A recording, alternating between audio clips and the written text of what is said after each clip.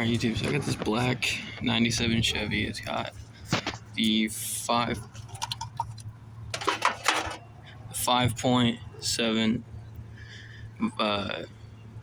350 Vortec in it. And this dipstick, show you what happened. The original dipstick ended up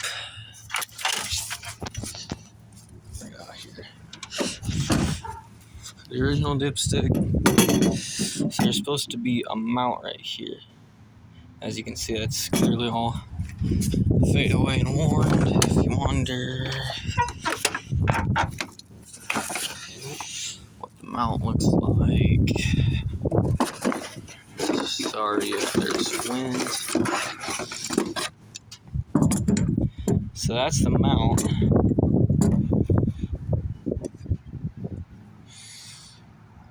So this is for a 700 R4. I was told it fit a 4L Slippy E like this truck has.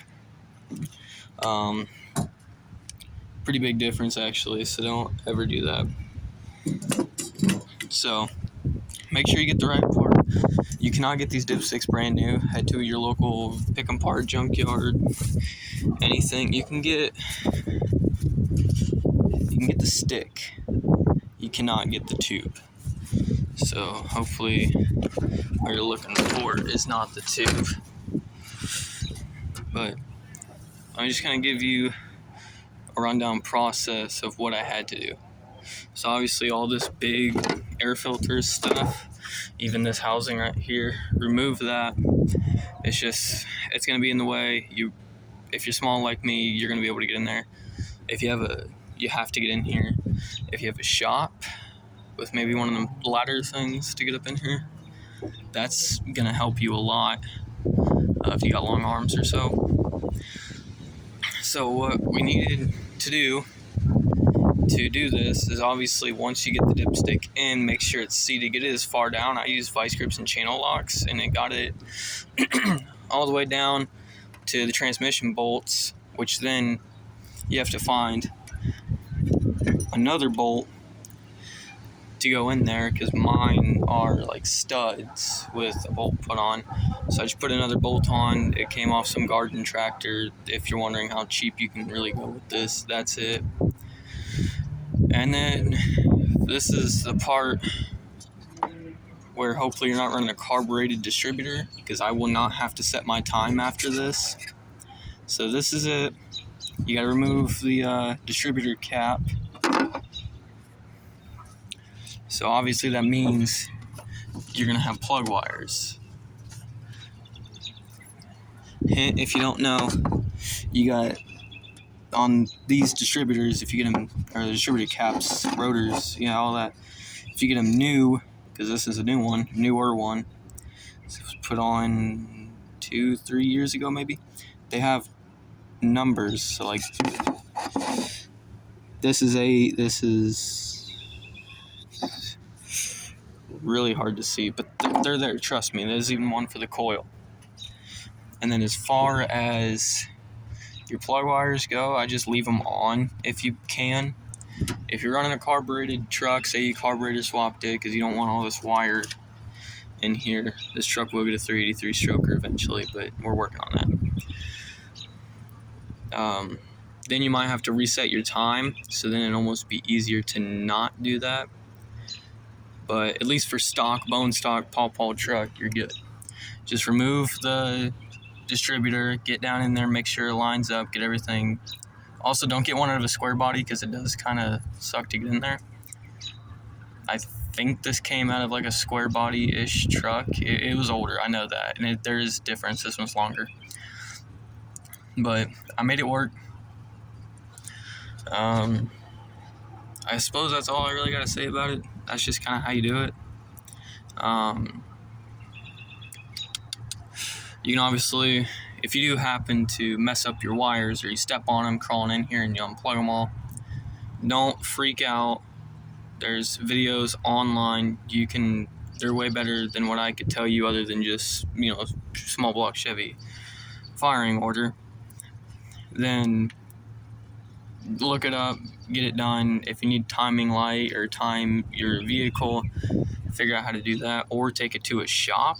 But if you're running a carbureted truck, you're more than likely knowing how to do it, so that should be no issue for you at all.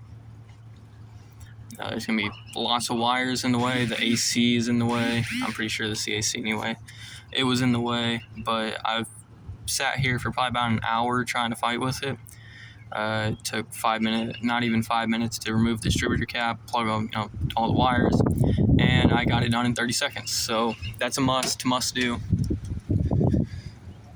And this is like a thinner of the distributor caps I've seen, at least on the carbureted trucks I've seen. They're all much taller than that, and you don't want that.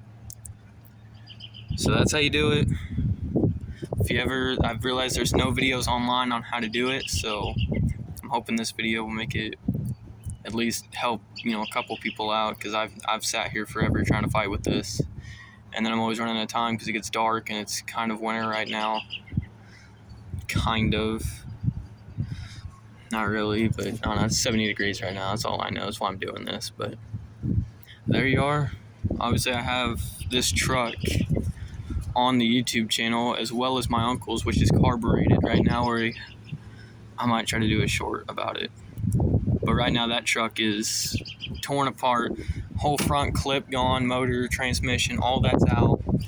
We're building a 377 for it, backed up with a 4-speed manual or a 700R4.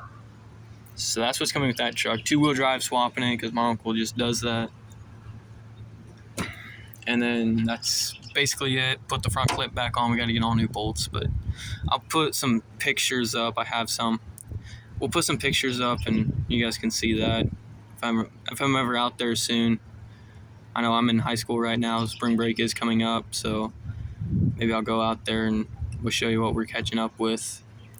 So that's how you do that. I don't know if comments work, because I'm such a small channel and I have like everything turned off. But if you have any questions, feel free. You can comment, whatever. I think like my Instagram and stuff's put in there. Shoot me a DM or something. We'll figure it out. Do research too, but for me, being able to pull a motor, disassemble a motor, put it back together, and put it all back in, make it run, this was kind of a no-brainer once I figured out what needed to be removed and what didn't need to be removed. Something now that's coming up on my mind, some of these have a mount right here. There was a 2500, same motor, same transmission, same everything. It was just a 2500, thicker suspension, made more for hauling. And it was a 2000, and I think it was either a 2000 or 2001. But it was the exact same truck, 2-door long bed, except it's an extended cab short bed, 4-wheel drive, and the distributor cap had a mount right there that this one did not have. So, alright, that's it. That's how you do it. If you got any questions, feel free.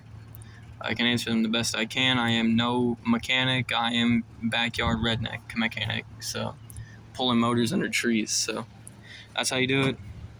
Yep. Alright, that's all.